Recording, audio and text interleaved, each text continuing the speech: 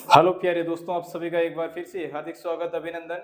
अपन आज देखेंगे एक संधि संबंधी काफी सवाल ऐसे आते हैं जो अपन को कंफ्यूज करते हैं, परंतु यहाँ पर अपन शॉर्ट ट्रिक के द्वारा समझने का प्रयास करेंगे कि किस प्रकार के सवाल संधि तक हम आसानी से पहुंच सकते हैं, कैसे सवाल बनने वाले हैं, उसकी क्या ट्रिक होती है, क्या जो पहचान होती है, शॉर्ट ट्रिक्स क्या होती है।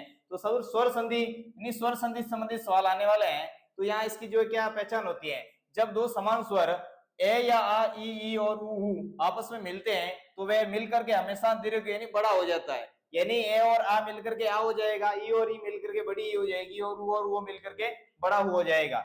सबसे इसकी आसान और पहचान की ट्रिक क्या है, इसको देखते हैं। यानी शब्द के बीच में हमेशा बड़ी मात्रा आएगी, शब्द के बीच में हमेशा बड़ी मात्रा आएगी, इसका ध्यान रखना है। शब्द के बीच में बड़ी मात्रा किसकी आएगी, आ की, ई की और ऊ की मात्रा, यानी आ बड़ा ई और बड़ा ऊ की मात्रा आपको दिखाई देगी शब्द के बीच में। तब समझ जाना ये शब्द कैसा है, ये दीर्घ संधि का है। उदाहरण के लिए जैसे देखो, विदा और आलय, विद्यालय, यहाँ पर आ की मात्रा आई है और आ मिलकर के क्या बना, आ बना है कवि।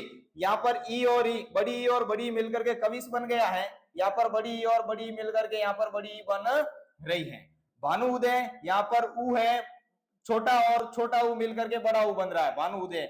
यहाँ पर जो है आपको छोटा ऊ और छोटा ऊ मिलकर के बड़ा ऊ बन रहा है। तो ये जो सीधे ट्रिक्स में आपको याद रखनी है, स्वर संधि के अंदर दीर्घ स्वर संधि में हमेशा बड़ा ई की मात्रा आती है। किसकी, जो बड़ा ई की, बड़ा आ, जो आ की, बड़ा ई की और बड़ा ऊ की मात्रा हमेशा आपके सामने आएगी। तब आपको समझ जाना है कि कैसा शब्द है, ये दीर्घ संधि का शब्द है। आगे देखते हैं, आगे आपके सामने आ रहा है गुण स्वर संधि। गुण स्वर संधि के अंदर जब ए या आ के बाद में ई या ई, छोटी और बड़ी ऊ या बड़ा ऊ या री आए तो ये कर्म से किसमें बदल जाते हैं, ए, ओ और अर में बदल जाता है।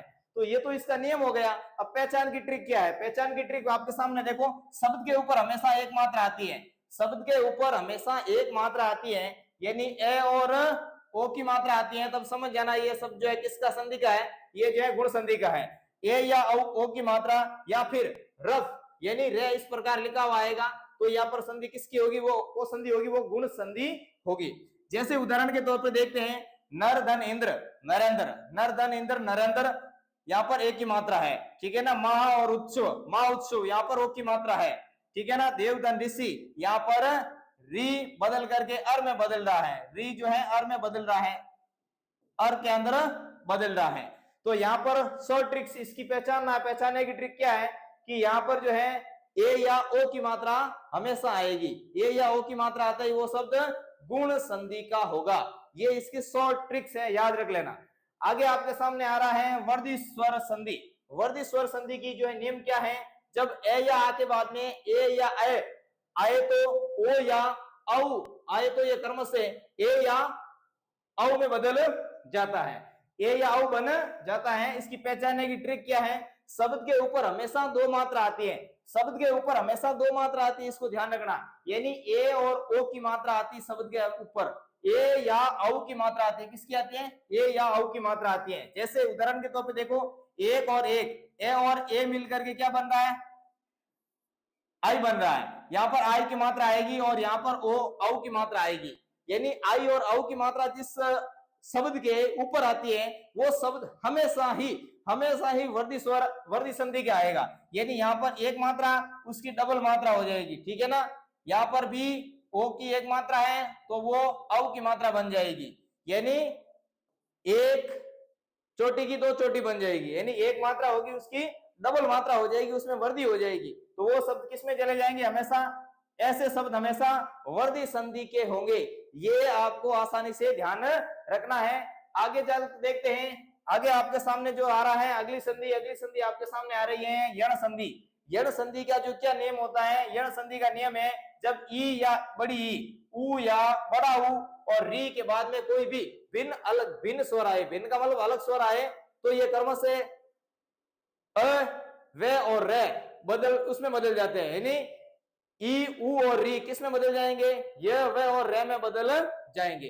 अब पहचानने की ट्रिक इसकी क्या है, अपन को शॉर्ट में इसको कैसे पहचानना है कि शब्द में य, व और रे से ठीक पहले हमेशा कोई ना कोई आधा अक्षर आएगा। यदि यहाँ पर इसकी ट्रिक क्या है, य, व और रे से पहले, या और रे से, य, व और रे से पहले हमेशा आधा वर्ण आएगा, आधा अक्षर आएगा। जैसे देखो, अति और अधिक, अति अधिक, यहाँ पर होगा अत्यधिक। यहाँ पर यह से पहले आधा वर्ण आ रहा है तो ये शब्द किस में जाएगा, यण संधि का होगा। यह से पहले आधा वर्ण आ रहा है, ते आधा आ रहा है।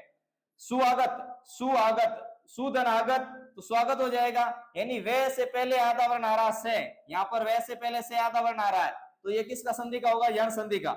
और पितृज्ञा, यहाँ पर भी पितृज्ञा का हो जाएगा, त्रे है तो उसका आधा वर्ण त्रे हो जाएगा, यानी रे से पहले इसमें यहाँ पर ते और रे से मिलकर के ये बना है त्रे, तो ये जो त्रे आधा हो जाएगा, यहाँ पर त्रे आधा, यहाँ पर देखो पितृ आधा, पितृज्ञा, यहाँ पर त्रे आधा है, तो इसका मतलब समझ जाना ये किस प्रकार का जो शब्द है वो यण संधि का शब्द है, यण संधि, यण संधि। आगे चल के देखते हैं, आगे आपके सामने जो है 5 नंबर की स्वर संधि का अंतिम जो भाग है 5 अयादि संधि। अयादि संधि जब ए या ए आई या ओ औ के बाद में कोई भी भिन्न स्वर आए, कोई भी भिन्न स्वर आए तो अ य आई औ और आउ में बदल जाते हैं, ये तो इसका नियम हो गया।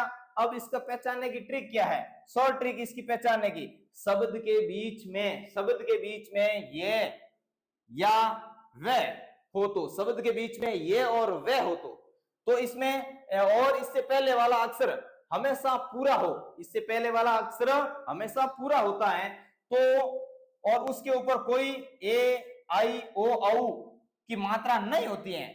यदि ए आई ओ औ की मात्रा नहीं होती है और शब्द से पहले हमेशा जो है इसकी बीच में ए या वे होता है, यदि शब्द के बीच में ए या वे हो, ये और वे हो और उससे पहले वाला अक्षर, पहले वाला अक्षर हमेशा पूरा होता है तो वो किस संधि का उदाहरण होगा, वो अयादि संधि का उदाहरण होगा।